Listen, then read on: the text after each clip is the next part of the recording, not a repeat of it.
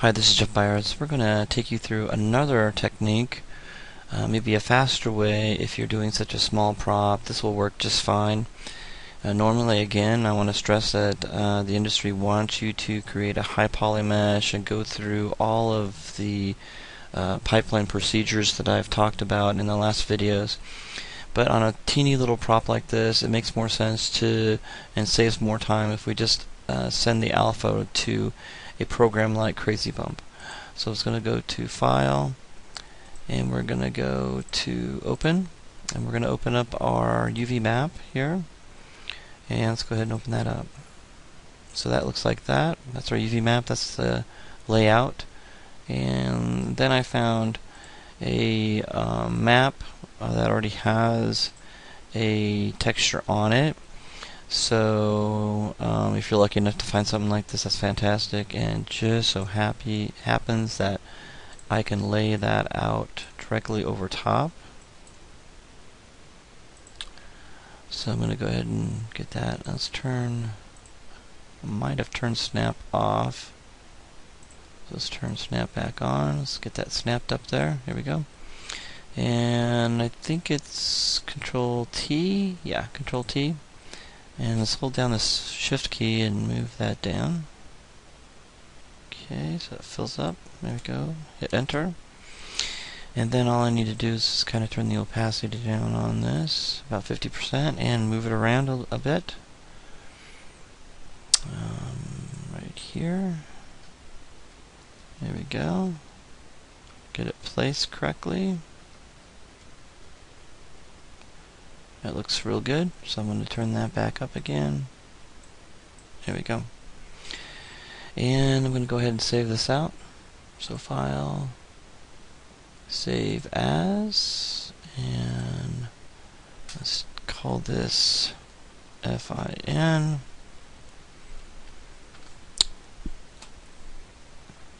As a target.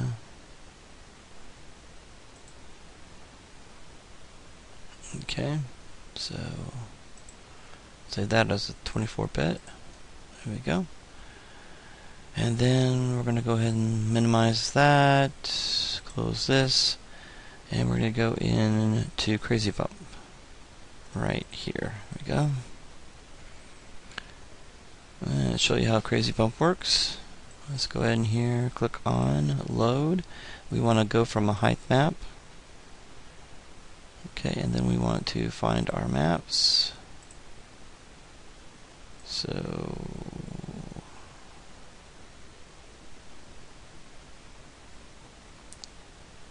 that's in the wrong directory. Libraries, documents, Maya, and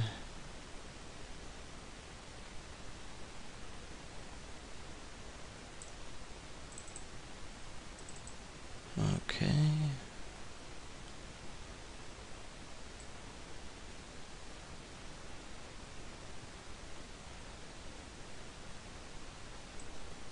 There it is.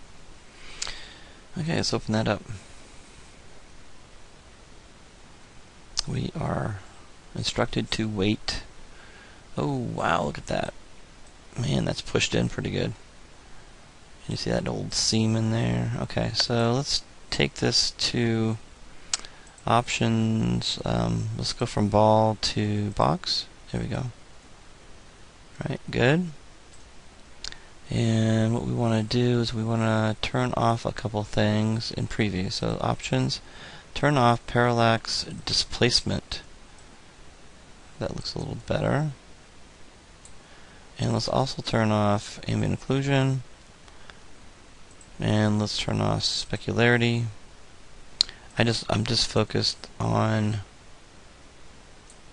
where my, and if I right click over it, I can move my light around. There we go. Okay. And that looks pretty good. I'm zooming in a little bit with moving my middle mouse button. Okay, that looks really good. It's still pretty intense, so let's turn the intensity down to something like 20 maybe? Don't need it to be crazy bumpy. Okay. Alright, so once we figure out what we like here, let's move that over. I'm gonna make the preview a little bit smaller so I can see it still. Okay.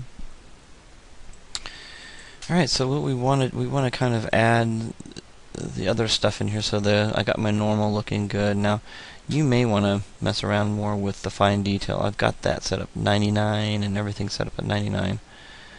Very fine detail. If you have like skin pores, you're going to probably want to turn that up a little bit. Keep in mind that intensity, it is going to be very high, so sometimes you may want to fiddle with this and come back and make changes. But anyway, displacement, we're not even going to mess with that. Okay, so we're going to work on ambient occlusion, and that looks a little, the power seems a little bit high, so let's turn that down a little bit. Actually turn the power all the way up. I was getting like some banding. We don't want that. Enhance detail. Let's take a look at what we got here. Alright.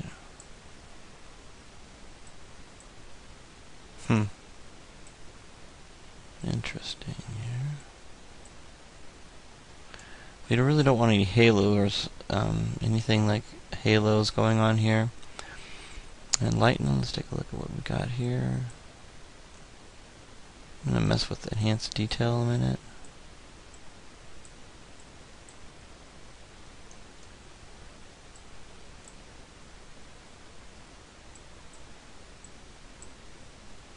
Okay.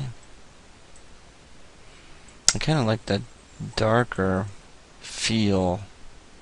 Let's take a look at how that looks in here. So let's go to options and turn ambient occlusion back on. And let's zoom in a little bit more. Take a look at what that's going to look like.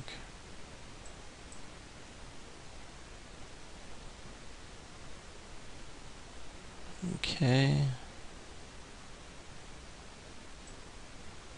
So you can see how ambient occlusion does enhance your texture.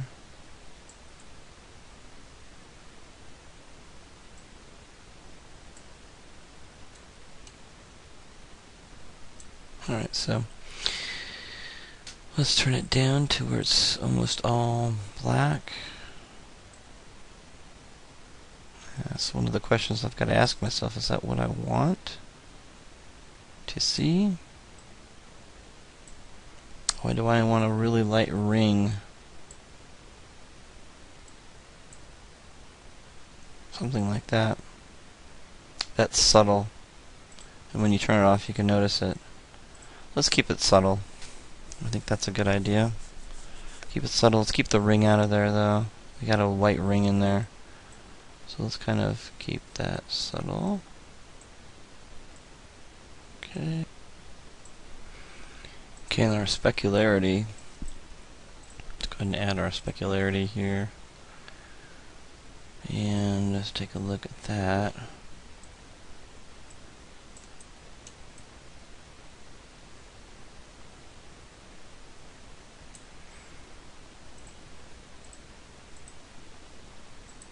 Okay, I think we're all good. Alright, so now we're ready to save. So once you got your normals, your occlusion, your specularity all set up the way you want it, then we're going to go ahead and save it out. Let's go to Save All Textures, and just leave it as that, and we're going to turn this to a targa, and this may take a while, and save that out.